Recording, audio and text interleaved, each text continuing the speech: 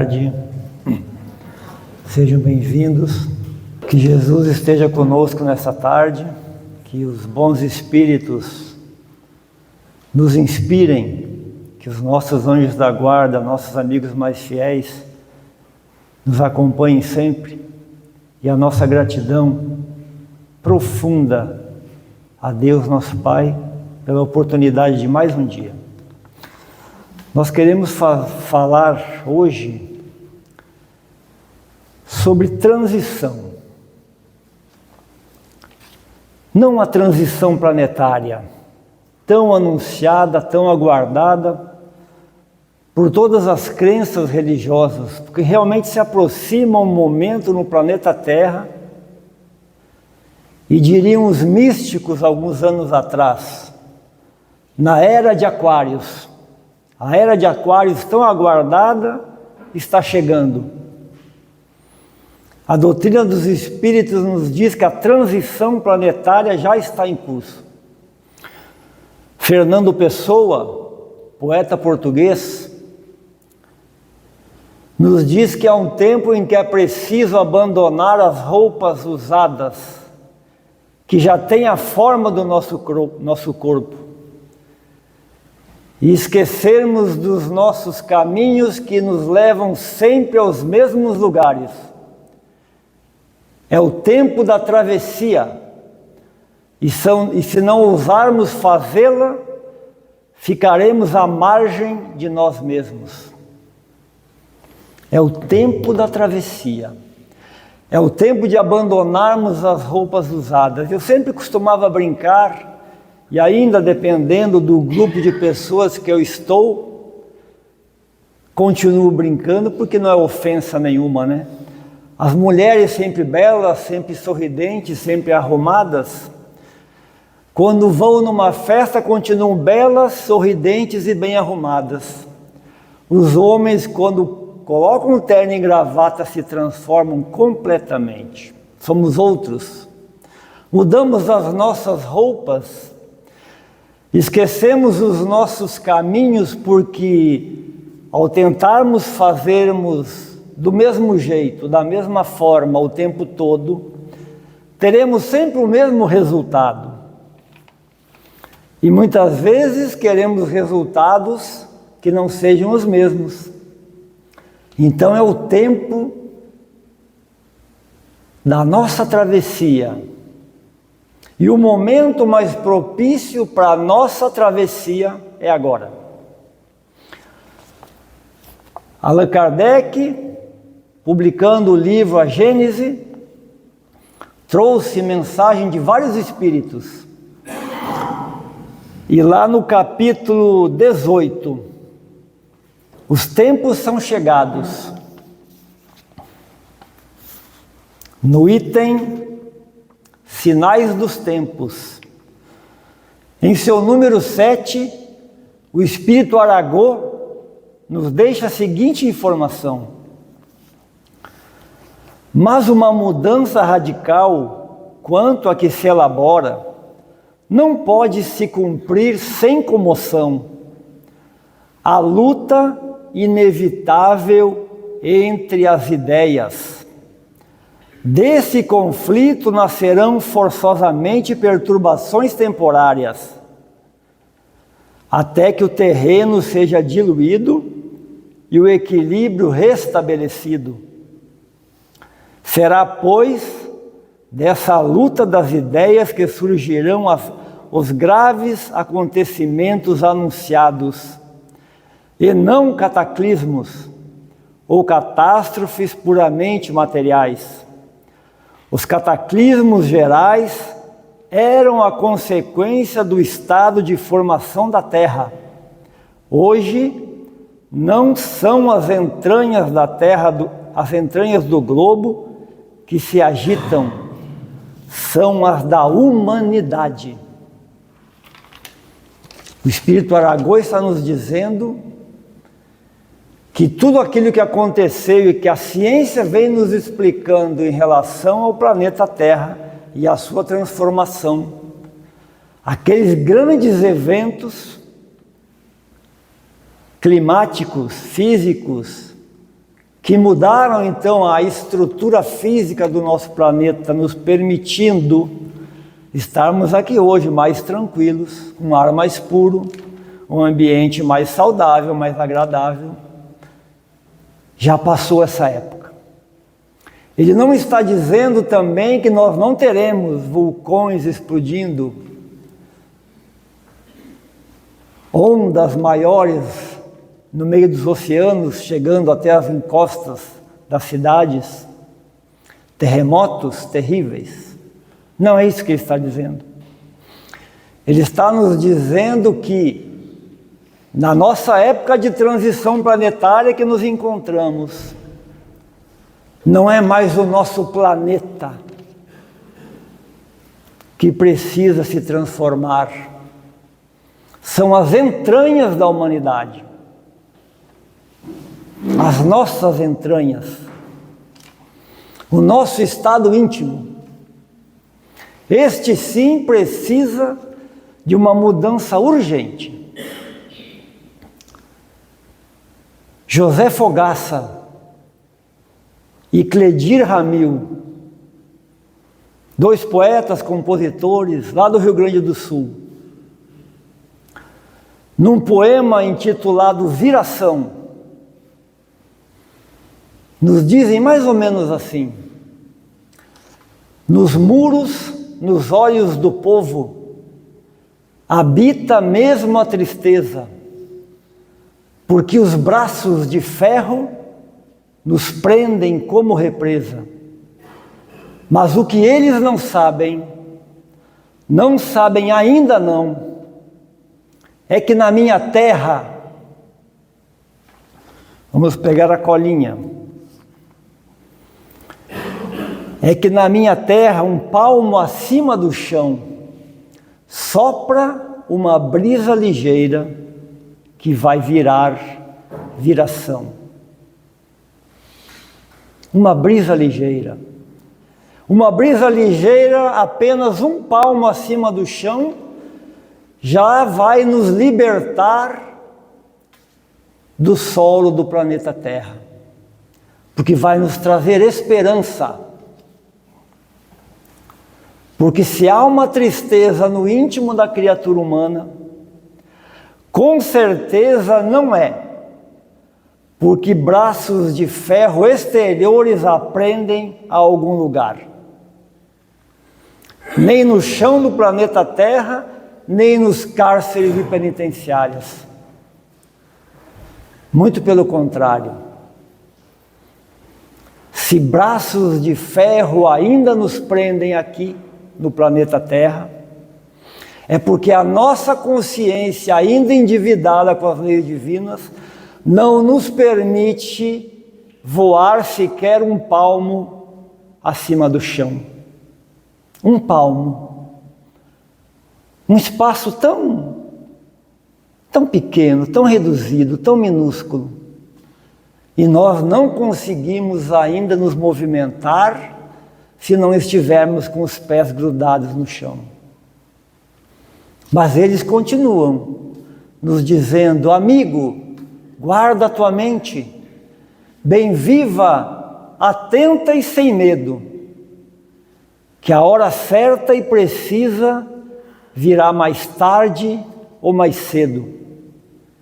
Ensina teus filhos pequenos que é dura e longa a viagem, a dor, a madeira e o tempo não dobram um coração selvagem. Está dado o recado, está feito o bolo, a fórmula está pronta para aqueles que querem estar um palmo acima do chão. Tenha a tua mente ativa, tenha consciência daquilo que tu está fazendo. Seja vigilante, seja atento, porque se você já estiver nesta condição, você estará em condições de ensinar aos teus filhos pequenos, ensinar aqueles que ainda estão cegos, que não têm olhos de ver, não têm ouvidos de ouvir, de que há algo superior na nossa encarnação e na nossa existência. Ensina, portanto, teus filhos pequenos que é dura e longa a viagem, porque o nosso lá no mundo espiritual e o nosso cá no planeta Terra ou em outros planetas se dará até que nós atinjamos a condição de espíritos puros.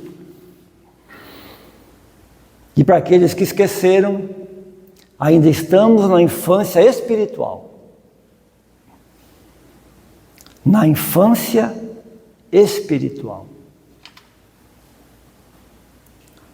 Nos muros, nos olhos do povo há muita tristeza. Há muita tristeza. A dor, a madeira e o tempo. Desculpe os poetas, eles se enganaram. A dor, a madeira e o tempo sim dobram um coração selvagem. Dobram. E a dor, a madeira e o tempo irão dobrar a humanidade. Porque o coração selvagem é aquele coração que não quer regras, que não aceita imposições, que não quer seguir o que a sociedade diz que nós devemos seguir, aquelas convenções. Lembrando sempre que nós temos o nosso livre-arbítrio, a nossa liberdade de fazermos tudo o que quisermos, sem esquecer jamais que a consequência das nossas atitudes serão da nossa responsabilidade. Da nossa inteira responsabilidade.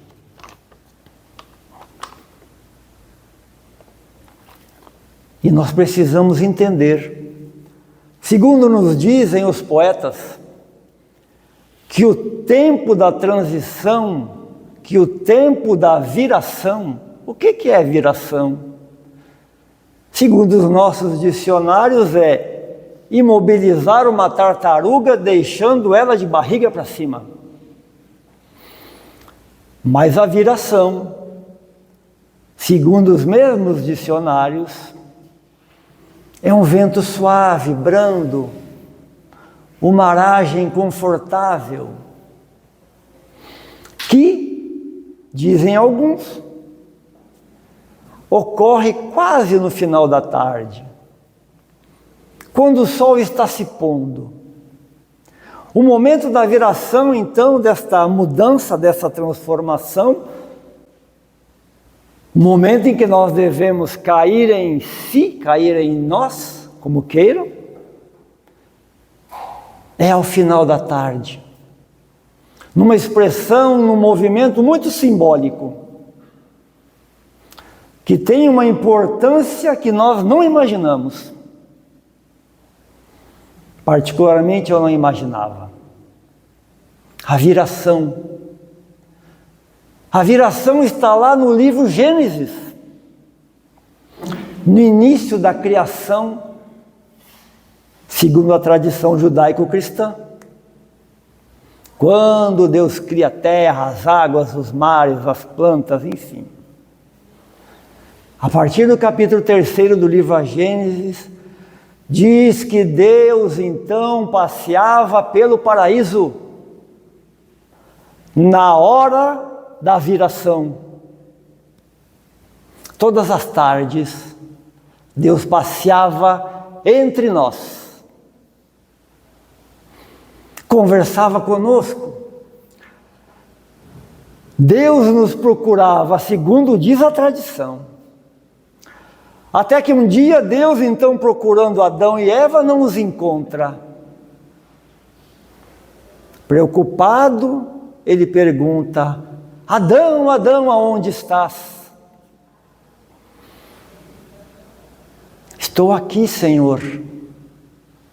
Estou escondido atrás dos arbustos, porque descobrimos que estamos nus. Por que ficaram nus? Ficaram nus porque desobedeceram a uma orientação de Deus. Qual foi? Poderíamos usufruir de todas as benesses do paraíso. Todas. Com exceção de uma. Daquela árvore plantada no meio do paraíso. A árvore proibida, cujo fruto não poderiam comer. A notícia boa é: podem comer maçã à vontade. Que aquela árvore não era uma macieira. Era a árvore do conhecimento do bem e do mal, segundo está escrito na narrativa do livro Gênesis. Então podemos aqui imaginar, fazer a nossa consciência, a nossa razão pulsar e entender que a partir do momento que a criatura humana toma consciência de si mesmo e através das experiências diárias, as experiências reencarnatórias, quando o conhecimento se fortalece cada vez mais dentro de nós, dentro de Adão e Eva, a partir deste momento, em que já conseguimos discernir, distinguir entre o bem e o mal, entre o certo e o errado, e optamos por fazer o errado, tomar a atitude equivocada, nós vamos descobrir também que estamos desnudos. Numa linguagem mais corriqueira, sem ser ofensiva, pelados, nus.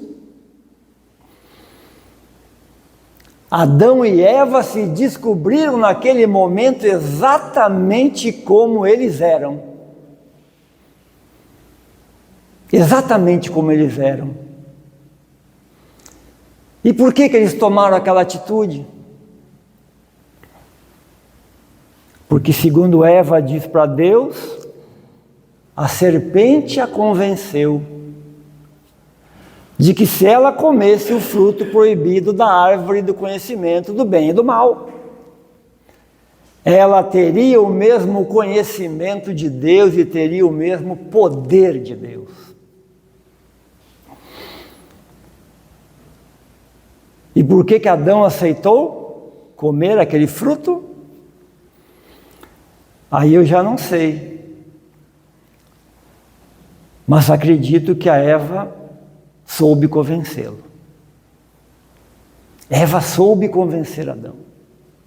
Adão, não coma daquela árvore, o fruto daquela árvore. Mas a Eva conseguiu convencer Adão a também se deliciar com aquele fruto. Assim é a criatura humana. A criatura humana, na sua soberba, na sua prepotência, muitas vezes se julga como um Deus. E todos os demais, então, criaturas humanas que nem ele, imperfeitos que nem ele, devem obediência àquilo que ele fala. As suas decisões, os seus gritos, devem ser ouvidos por todos. Egoístas e orgulhosos, Adão e Eva representam o que há de pior na humanidade. O que há de pior na humanidade. Estavam lá pelo um benefício divino, segundo diz a tradição. Não nos enganemos. Mas como não tiveram o cuidado, a atenção devida, a preocupação em seguir as orientações divinas, comendo fruto, perderam toda aquela mordomia. E, portanto, com o suor do próprio rosto, diz o texto bíblico, a partir daquele momento iriam se sustentar pelo esforço próprio, o que também não é demérito nenhum, muito pelo contrário. O esforço próprio nos mostra as nossas possibilidades e as nossas capacidades e a condição que temos de enfrentar os problemas da vida. Então, quando nos esforçamos e estudamos e perdemos noite de sono e passamos num concurso público com o suor do nosso próprio rosto, nada mais justo, porque é um mérito nosso. Não é algo dado de mão beijada por ninguém. É mérito. E o mérito ninguém tira, nem Deus. Aquilo que nós adquirimos de conhecimento e através do exercício das nossas virtudes, nem Deus tira, porque Deus fez leis perfeitas. E Ele não vai mexer nas suas leis, porque Ele me achou tão bonitinho fazendo uma exposição doutrinária. Não vai. Nem pelos meus cabelos, ou muito menos pela minha falta de cabelos. Pelos meus olhos verdes ou castanhos. Deus não vai modificar as suas leis. Nós é que temos que mexer nas nossas entranhas e nos liberarmos através do exercício das virtudes para deixarmos de ser egoístas e orgulhosos. Característica predominante em toda a criatura humana. Egoístas e orgulhosos. Os dois maiores males, as duas maiores chagas da humanidade, segundo o Livro dos Espíritos, segundo o Evangelho, segundo o Espiritismo.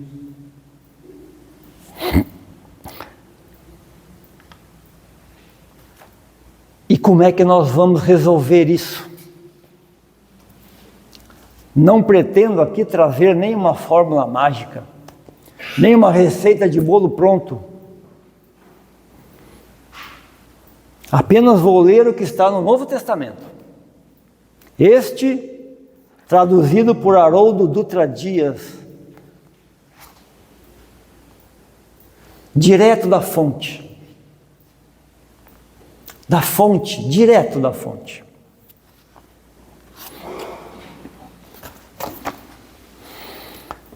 No momento da transfiguração de Jesus no Monte Tabor, Jesus convida 3 discípulos. 3 discípulos. Pedro, João e Tiago, irmão de João. Jesus vai ao monte então e lá, em prece, se transfigura que suas roupas ficaram mais brancas, mais claras, mais brilhantes, mais reluzentes que o próprio sol. E quando os discípulos percebem, então de um lado está Elias e de outro lado está Moisés conversando com Jesus. E Pedro, em determinado momento, se dirige a Jesus e lhe diz: Mestre, vamos para o texto evangélico.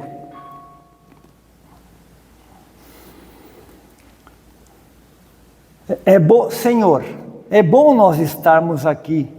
Se quiseres, faremos aqui 3 tendas. Uma para ti, uma para Moisés e uma para Elias. O que Pedro queria? Que eles permanecessem naquele local, naquele êxtase. Completo êxtase.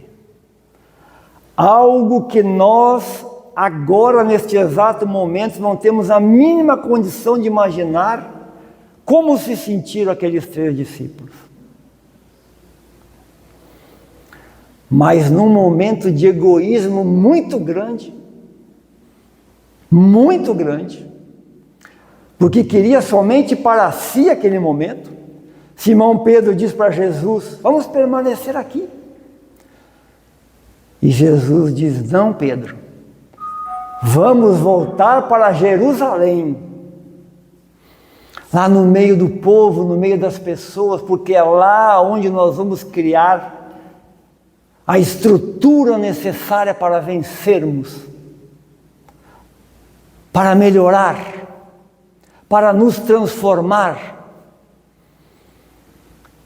para conquistar este reino dos céus que habita dentro do coração de vocês. Não vamos ficar aqui não.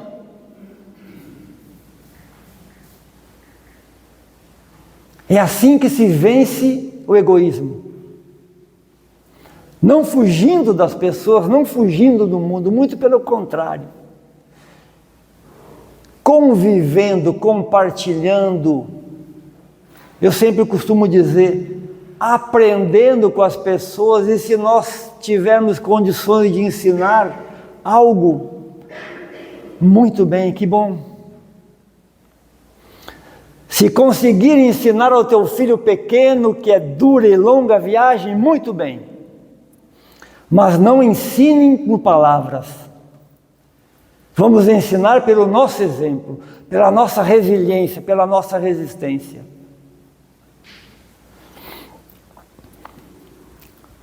E como vamos vencer o nosso egoísmo? Aliás, o nosso orgulho, perdão. O egoísmo já está dito, já está demonstrado. Parece fácil, mas não é.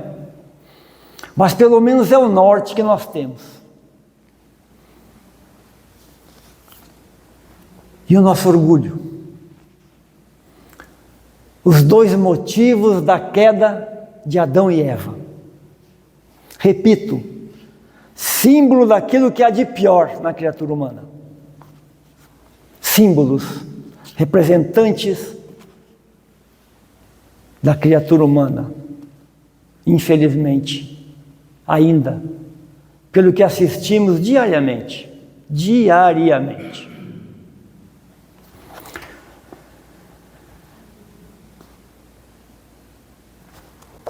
Vamos encontrar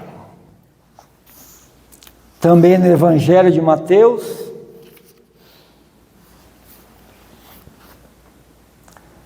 Jesus, após se retirar do cenáculo onde compartilhou da última ceia com seus discípulos,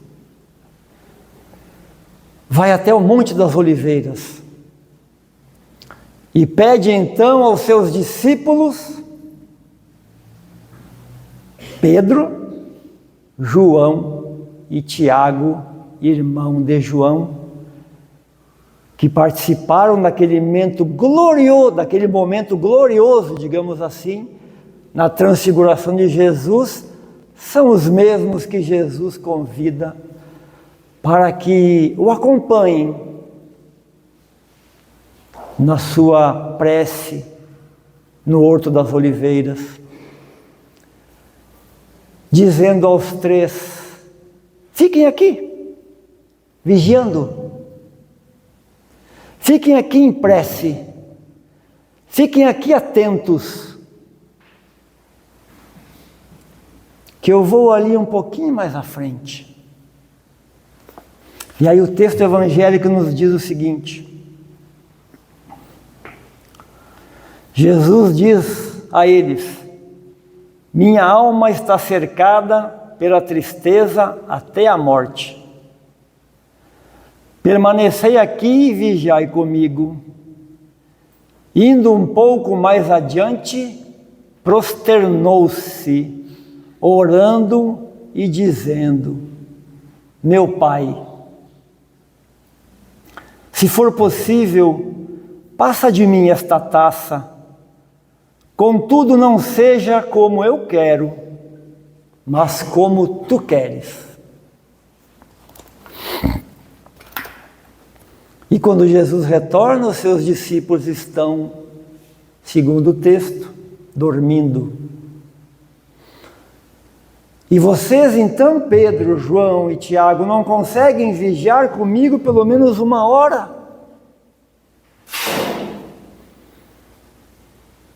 Aí eu pergunto, Se temos a descrição da transfiguração onde Simão Pedro não queria mais sair daquele local.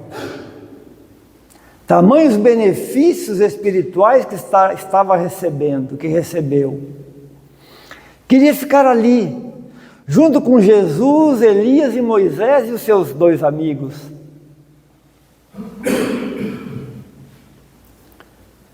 A pergunta é, se esses discípulos estivessem vigilantes,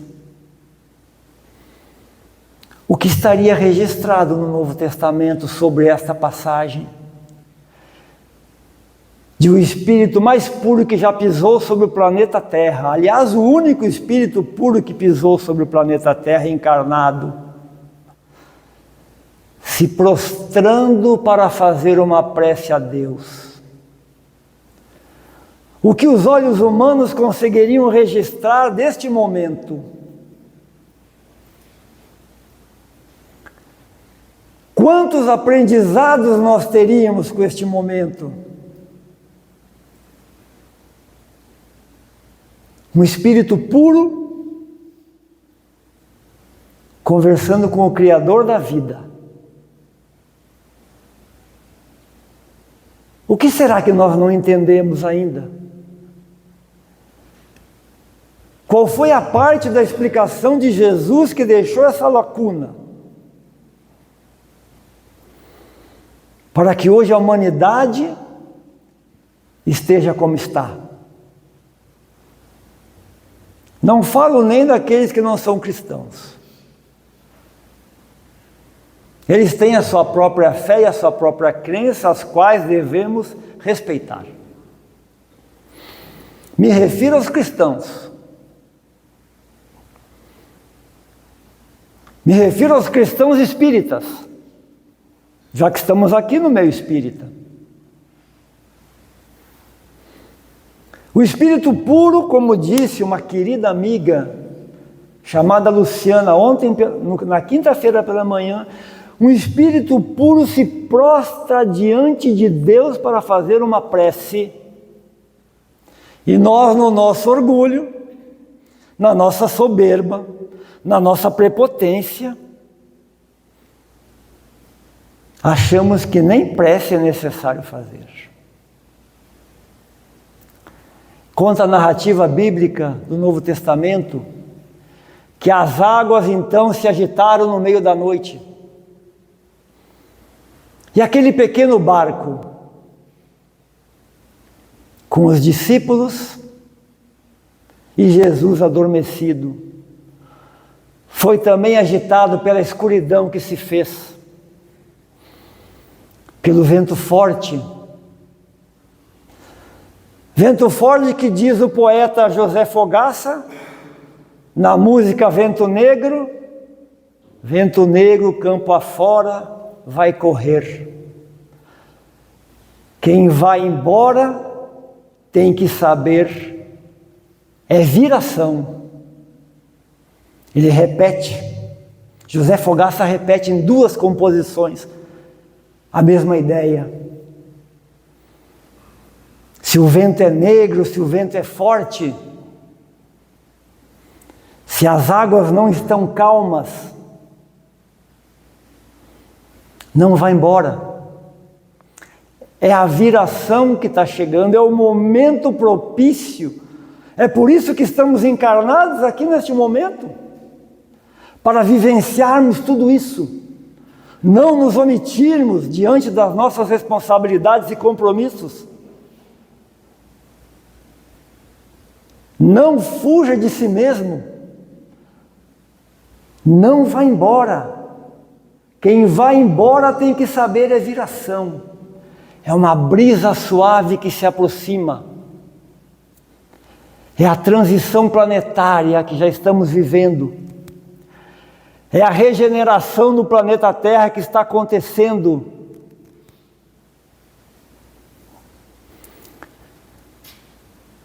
E o Livro dos Espíritos,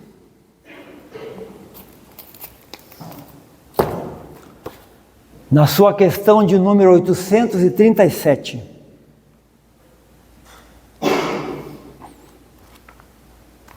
Quando Allan Kardec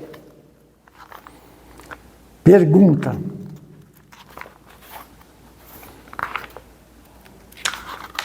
peço desculpas por não ter separado, que eu realmente esqueci que eu ia falar dessa questão. Dentro da lei de liberdade, Allan Kardec pergunta a questão 837. Qual é o resultado dos entraves postos à liberdade de consciência? Consciência é um atributo do espírito. Podem matar o corpo, mas não matam ideias. Qual é o resultado dos entraves postos à liberdade de consciência? Constranger os homens a agirem de modo contrário ao que pensam é torná-los hipócritas. A liberdade de consciência é um dos caracteres da verdadeira civilização e do progresso. Ponto final. E quando aquele barco, então, no meio da noite, no lago de Genezaré, começa a sossobrar, porque iria afundar, e os discípulos, então, preocupados, desesperados, queriam morrer, Jesus diz para aquelas águas, Jesus diz para a natureza, acalma-te. E as águas se acalmaram. E os ventos se tornaram mansos. É por isso que estamos aqui, hoje, neste momento. Estamos aqui porque temos saudades dos ensinamentos de Jesus Cristo, a quem confiamos as nossas vidas. Porque quando estávamos no mundo espiritual, aceitamos essa missão que Ele nos deu. Fizemos um compromisso com Ele, como testemunho nosso anjo da guarda. Nós estamos aqui pela viração. Estamos aqui participando do momento mais importante da criatura humana. E temos que contribuir com a transição das almas. Se as nossas entranhas se remexem, se revolvem, nós que somos espíritas cristãos, não somos diferentes dos outros, mas somos espíritas. E o Espiritismo, então, vem explicar e desenvolver a mensagem de Jesus, nos tornando mais capacitados intimamente. Imaginemos os loucos e os desequilibrados que andam pelo mundo, o quanto eles precisam do nosso exemplo e da nossa palavra. A doutrina dos Espíritos veio para mostrar à humanidade que é possível sim ser solidário e ser fraterno. É possível ser justo, porque justo é aquele que trata o seu amigo e o seu inimigo, quando as circunstâncias forem similares. O justo é aquele que trata os iguais em circunstâncias similares. As benesses da lei aos amigos do rei e aos inimigos dos rigores da lei. Esse não é justo, porque não é o que diz o livro dos Espíritos. Esse não tem amor no seu coração, e nós estamos aqui, como foi lido na mensagem, para aprender. Bem no último parágrafo da mensagem lida. Estamos aqui na Terra, neste momento, para aprender e nos desenvolvermos. Então façamos nós a nossa parte. E aquele que faz a sua parte não se omite de forma alguma, em nenhuma circunstância da vida. Falo de uma forma geral aqui, da criatura humana, de todos os povos, de todos os países e de todas as culturas. Mas esse é um apelo muito especial ao coração dos espíritas. Não é por mim, não é pelo seu marido, pela sua esposa, pelo seu filho, é por você mesmo. O reino de Deus está dentro de vós. Disse Jesus, não vem com aparência exterior, está dentro de nós. Façamos ele germinar e produzir alegria, espontaneidade, verdade, transparência, justiça, uma mente sã, mas uma mente sã, mas ativa, que trabalhe no bem, fazendo bem, que os nossos braços, que as nossas pernas, que as nossas vozes, sejam as vozes de Jesus. É isso que Ele quer de nós. Nós já mudamos o nosso padrão mental. Já não estamos mais no olho por olho, nem no dente por dente, na lei antiga. Estamos no amar a Deus sobre todas as coisas e amar ao próximo como a si mesmo. Mas fazendo o próximo aquilo que eu gostaria que me fosse feito. Para vencer o egoísmo, diz Jesus de uma forma indireta para Simão Pedro. Vamos para Jerusalém. É lá que nós vamos dar o nosso exemplo de caridade e fraternidade. É lá. Para vencer o orgulho, diz Jesus para nós, ore ao Pai. Se não quiser se ajoelhar, tudo bem, mas ore a Deus. É a primeira das obrigações de estar lá no Evangelho segundo o Espiritismo. A primeira obrigação de todo cristão é abrir os olhos, a tomar consciência, é orar ao Pai. E como é que nós vamos conseguir vencer o orgulho? Através da humildade. Humildade é a característica, é a virtude caracterizada pela consciência das próprias limitações.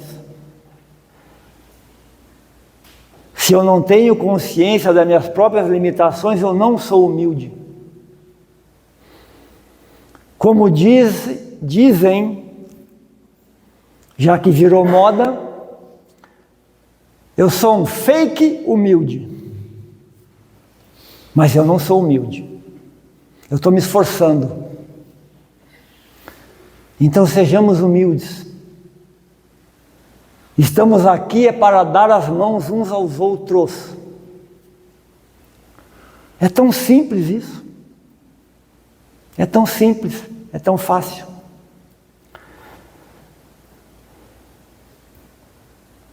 A transição planetária, ela mexe com todos nós.